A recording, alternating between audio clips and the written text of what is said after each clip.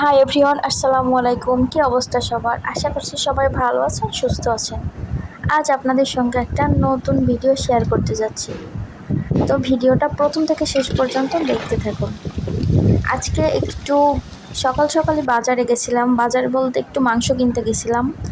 আর যাইতে গিয়ে রাস্তায় দেখি একটা ঝালমুড়ি, মানে রাস্তার পাশেই হৃদয়দের স্কুলের পাশে। এটা নাকি অনেক পুরাতন ও ছোটোবেলার সেই ঝালমুড়ি, মানে ছোটোবেলা থেকে যার কাছে ঝালমুড়ি খাই সেই লোকটাই তো বলল অনেক মজা, অনেক ইয়ামি। তো আমি বললাম ঠিক আছে, একটু ঝালমুড়ি খাওয়া যাক।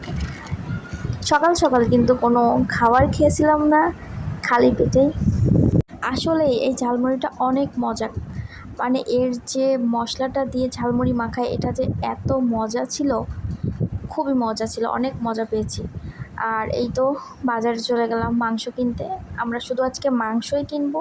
তো আমি বলেছিলাম শুধু সলিড মাংস নিবা, হাড্ডি নিবা না। আর বাইরে প্রচুর রোদ ছিল আজকে, এত রোদ ছিল। আর আমার একটু আদা কেনার দরকার ছিল, তো দোকান থেকে হৃদয় আদাটা নিয়ে নিল। তো এবার আমরা বাসার দিকেই যাচ্ছি। এত পরিমাণ রোদ, দেখতে পারছেন, হৃদয় হাঁটছে আর গল্প করতে করতে যাচ্ছিলাম আমরা। ও প্রচুর ঘেমে গেছে।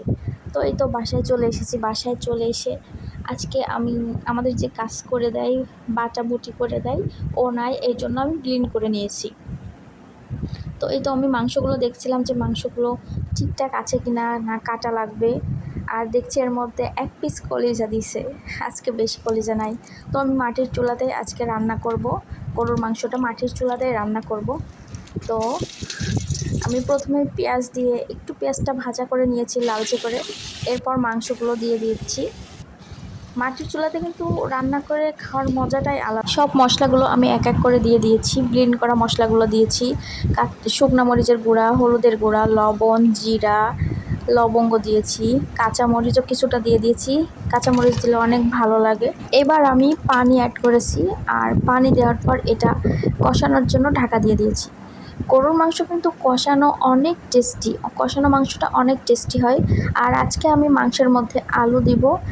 আলু কিন্তু মাংসের মধ্যে খুবই মজা লাগে, খুবই মজা লাগে। আর যখন 4 থেকে 5 কিংবা 3 থেকে 4 কেজি রান্না করা হয় মাংস, তখন আলুটা স্কিপ করা হয়। আজকে 2 থেকে 2.5 কেজি মাংস, এই জন্য আমি আলু ব্যবহার করেছি। আর আলুটা খাইতে বেশ মজাই লাগে। তো এই তো আমার মাংস কষানোটা হয়েই গেছে। আর কষানো মাংস কিন্তু অনেক টেস্ট, অনেক টেস্ট। তো মাংস কষানো হয়ে গেলে এবার আমি ঝোলের জন্য পানি দিয়ে দিব। এই তো আমার মাংস রান্নাটা প্রায় শেষ। দেখতে পারছেন কালারটা কেমন আসছে। রান্নার কিন্তু কালার দেখলেই বোঝা যায় রান্নাটা কেমন হয়। তো আমার রান্নাটা শেষ হয়ে গেছে। আজকের ভিডিওটা এই পর্যন্ত। সবাই ভালো থাকবেন, সুস্থ থাকবেন। আল্লাহ হাফেজ।